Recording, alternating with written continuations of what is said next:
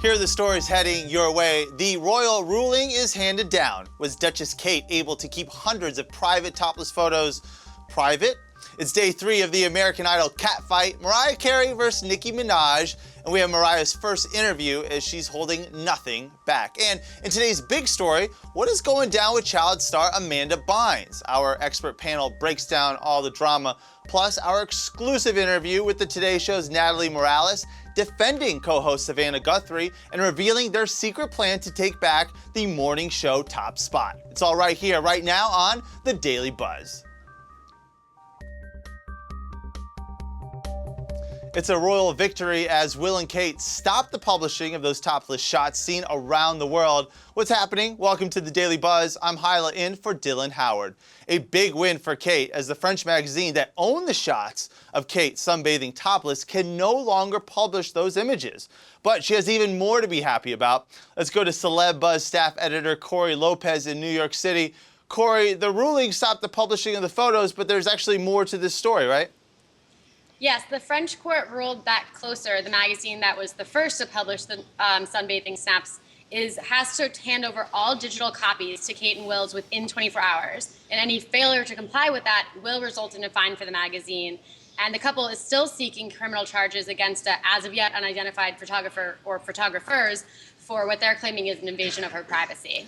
Now, what's really frustrating is that I believe that these fines are really small, so they get the publicity and they don't care about this tiny little fine. I think it's only a couple $1,000s. Now, we caught up with the host of So You Think You Can Dance and CNN Royals contributor Kat Deely, who thinks that the Royals, they need better protection.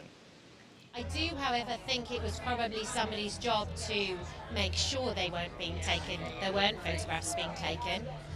It will always happen. That's the world that we live in nowadays, and so that will always be a danger. And so the one thing that I would say is, as a British citizen, I pay taxes to make sure that they're taken care of and looked after, and someone should have been taking a little more care, I think. No shocker there. Kat has Will and Kate's back. Now, bring it back stateside, because we have plenty of our own drama here, including the demise of the Today Show. Okay, that does sound a little bit harsh, but the NBC morning show has officially lost their 17 years at #1 to ABC's Good Morning America. That, of course, has led to plenty of reports claiming the behind-the-scenes finger-pointing is in full gear. Now, at the Alma Awards airing on NBC this Friday, hosted by Eva Longoria and George Lopez, we spoke to Natalie Morales. We first asked the Today Show newsreader if she was upset she didn't get the coveted co-host gig and that it was given to Savannah Guthrie instead. And Savannah's doing a great job, and I'm so happy for her. And that's, you know, when all of this was happening, I wanted her to have that job because, I mean, she really is made for that job. I have a lot of pressure at home, little kids and all of that, so it would have been very hard to do. Corey, we've talked on the Daily Buzz several times whether Savannah was the right fit here. Natalie sounds like she's using those corporate talking points. Do you really believe what she's saying? I mean, she must have felt at least a little bit snubbed. She's been on Today since 2006. She's a veteran journalist. She was already passed over when Meredith Vieira stepped down. So she's always been a viable candidate for the position. And as you've seen in the clip, she seems to be rationalizing the decision to herself, telling herself that she has at-home pressures, kids, that she wouldn't want to take on such a big job. But, you know, maybe she's just scaling back at this point and focusing on reviving the Today Show. Well, it's smart for her to just kind of lay back and let all these firings and replacements go through, and maybe she'll be the last man standing. So what's the plan for the Today Show to get back to #1? Here's what Natalie had to say.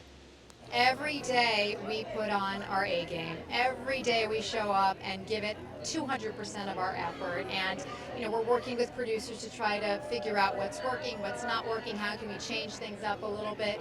So, you know, I think, you know, we're interested to hear what America has to say about that and want to know what they want to see more of and what they want to see less of.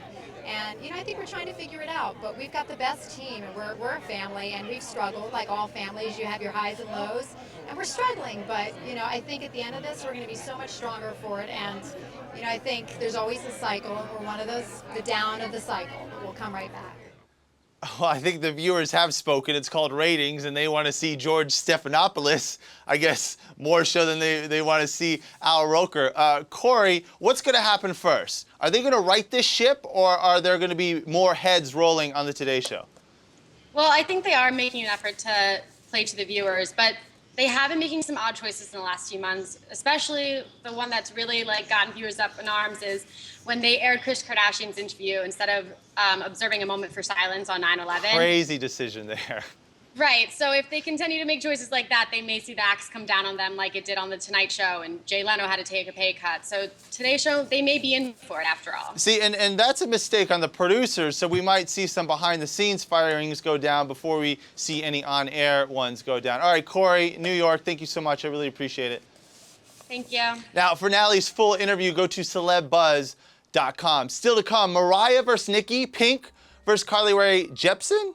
I'll explain that in a little bit. But next, we got a panel who's going to break down all the drama with child star Amanda Bynes, her bizarre behavior and her countless run-ins with the law, literally, what went wrong, and how can we get the girl back on track? It's our big story next.